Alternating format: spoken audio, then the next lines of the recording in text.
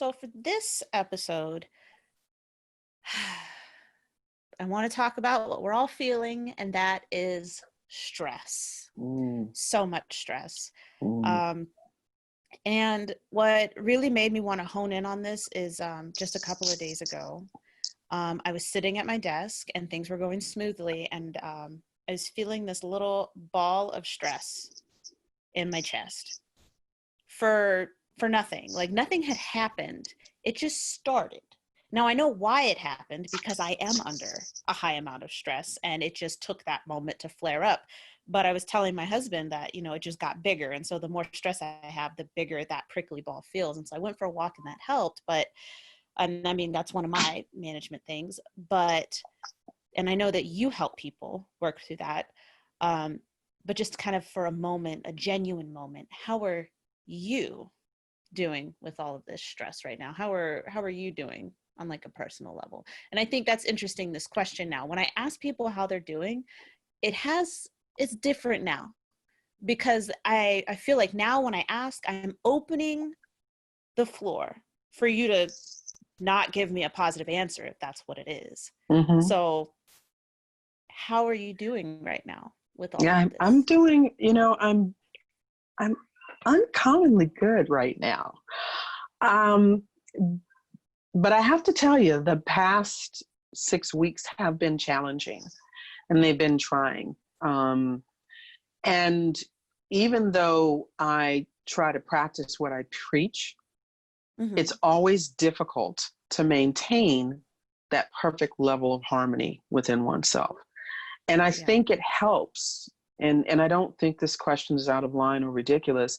I think it helps to know that people who even do stuff like this have difficulty. Because I know for me, if somebody thinks that they're perfect and they do things the right way, the whole way, sorry, I had a guest who do things the perfect way all the time. It's life, especially the life we have right now. If that right there would just happen, that would be stressful for somebody. But for me, my granddaughter just walked in and opened the door and heard us and saw us and then walked back out. That's not stressful to me. It makes me smile. It makes me laugh. It's a human moment. It's a human moment. But anyway, trying to manage, I try not to manage. And trying not to manage, I try not to manage. I've found for me the best way to manage my stress is to not manage my stress. If I have a freak out moment, I freak out, And as a matter of fact, I consider that the first step in resiliency. If you're going to have a freak out, if you're going to be resilient, you got to have a freak out moment or a pity party or mental funeral or whatever you want to call it. You got to have, when you want to kill people, but you can't kill them.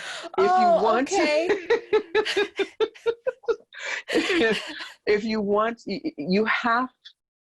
there has to be room for that. I have to acknowledge the upset. I have to be with and sit with and deal with what it is that is stressing me before I can de-stress. There's no other way for me to do that. So I have suppressing it is not, that turns you into like a volcano, right? You exactly. Just push it down and then it explodes. I know what that feels like. Yeah. So right now I'm having difficulty sleeping. I'm having challenges getting my sleep pattern back together. So what I've taken to doing is not only I meditate in the morning, but I have a meditative trick that I do at night before I go to sleep. And do you want me to share it? I can share it right now. We're going to share it at the end. Okay. Closer to the end of this episode here. Sure. Because you also have an offer that I'd like to introduce to the audience so they have another episode to think about it. Okay. So before we get into the tips and tricks, what are some of the most common stress-related issues that you work on with entrepreneurs and executives? I feel like this particular question, especially because now this is our third episode in this series, this awesome Stefanie, the hypnotherapist series.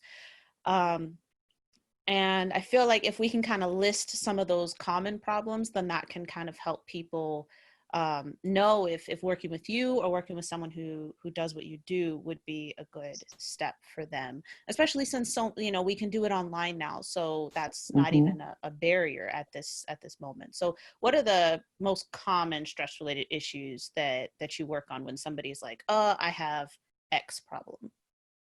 So I'll start with the two that I'm finding right now that I'm Okay. encountering the most.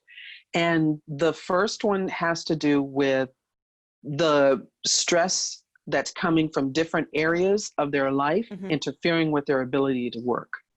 So, for example, most of us, I think the number said there are 10 million restaurant workers who are currently out of work. Yeah. If you currently work in a restaurant, whether full-time or part-time, and you are trying to sustain yourself in a different manner, you either are trying to find another job or trying to do something. You've got bills that you're trying to pay. You may have childcare that you're trying to pay. You may have medical bills that you're trying to pay, rent, food, car payments, mortgage, all of those. I would like for you to just do a thought experiment. Just imagine each one of those things I mentioned: rent, food, car note, mortgage, health insurance payments, life insurance payments. Imagine each one of them as a 10-pound brick that you are holding. And if you imagine trying to go around doing your job while you're holding all of those bricks, it makes it very difficult for you to focus on the job at hand. If you're a customer service person and you're talking to a person and you have the privilege of even working remotely from home, and you're talking to someone and you're trying to get through whatever you're getting through, and then your phone beeps and you recognize the phone number as being your car company, the company that's holding the title and mortgage or whatever, car payment company, you're going to feel that little oomph, and it may take you out of your thought process with this customer and giving this customer service to this person. Or losing self-confidence, losing the ability to believe that you're going to come out of this okay, or that you're going to get a new job, or that things are going to be all right and you'll be successful. These are worries and having this negative attitude that people are finding difficult to release and let go and not give energy to. So those are the two areas that are really, really focusing. For business owners right now, it's on the flip side. I have a couple of business owners, really good people, and they are really wrestling with having to lay off so many employees. They are really struggling. Yes. They're not being able have to seen sleep. that on LinkedIn. It's very sad. Yeah, they can't sleep, they can't eat. And like I said, when you are dealing with stress, it affects every area of your life. You snap more at people that you care about or that care about you. You don't take care of your physical body. You're allowing your mental capacity to run rampant, and 15 things that you really don't even care about take over and reside in your head instead of doing the one thing that you're trying to focus on. So those are three things that are happening that I'm seeing business-wide with business people specifically. And there's a genuine sense of overwhelmed and helplessness. And the uncertainty of everything. And I shared this in a networking group. If you think about it, you think about stress and the uncertainty, your body is poised and used to dealing with whatever comes at it. We're ready for it. We're gunning for it. And if you're a business owner, you already know you have to handle your place of business, keeping the lights on there, keeping up on the technology, keeping employee benefits paid, pensions paid, because usually the highest bill after paying for employees is all of those other things. So your mind is already focused on all of those. If it's a rubber band, you got the brick, that was good. But if it's a rubber band, it's already stretched like this every day, all the time. That's your regular amount of stress that you're dealing with. And you're really good. It's stressed just a little bit past the rubber band. But then if you stretch that rubber band a little bit more and keep it like that for days and weeks and months, that elasticity of that rubber band, it's going to break. Yeah.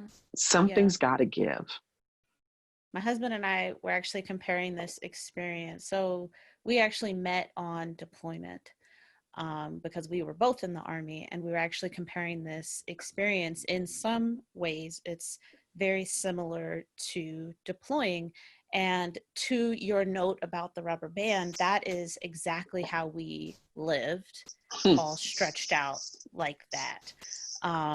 And so I know that, you know, it's kind of a number we get tossed around in terms of speaking to or talking about service member or veteran suicides. But, you know, once you come back, nobody teaches you how you're supposed to make your rubber band elastic again. So, you know, my husband said deployment, you know, changed him in terms of like his temper. And then for me, mine's a little odd, but I kind of, whenever I'm really stressed out, I can go into like these laughing fits is what we call them. And they happen whenever I'm like super embarrassed about something and people can see it, like see. And so the more people who are looking at me while I'm embarrassed, I just start laughing. And it's not attractive. It's the ugly laugh, not like no, it's like like it's not cute. Like they're snorting and stuff. Like tears will be rolling down my eyes. And so it's weird because talking about it, it's funny talking about it, but while it's happening, it's the worst. And it started while I was deployed. And I just think it would peak in terms of what I was able to handle. And then my body would just start it as like this mechanism to try and get rid of some of the stress.